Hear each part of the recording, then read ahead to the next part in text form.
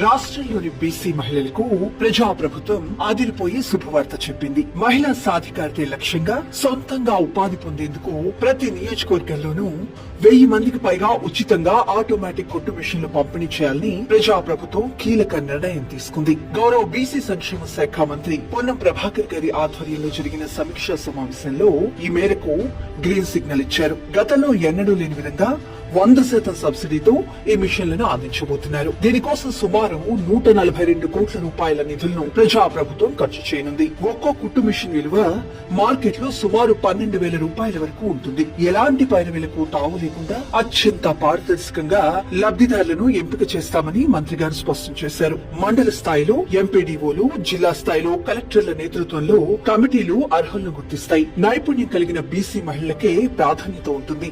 అర్హులైన బీసీ మహిళలు OBMS portal ద్వారా ఆన్లైన్ లో దరఖాస్తు చేసుకోవాల్సి ఉంటుంది. ఈ వారంలోనే ప్రజాప్రభుత్వం పూర్తి స్థాయి గైడ్ లైన్స్ ను విడుదల చేయనుంది. ఆ తర్వాత వెంటనే అప్లికేషన్ల స్వీకరణ ప్రక్రియ మొదలవుతుంది. స్థానిక ఎమ్మెల్యేలు, జిల్లా ఇన్ఛార్జ్ మంత్రుల సమక్షంలో వీటిని పంపిణీ చేస్తారు. బీసీ మహిళలు ఆర్థికంగా ఎదగడమే కాకుండా మరొక నలుగురికి స్వయం ఉపాధి కల్పించే స్థాయికి చేరాలన్నదే ప్రజాప్రభుత్వ లక్ష్యం. టైలరింగ్ లో ప్రావీణ్యం ఉండి ఆర్థిక ఇబ్బందుల్లో ఉన్న మహిళలకు ఇది ఒక గొప్ప వరంలా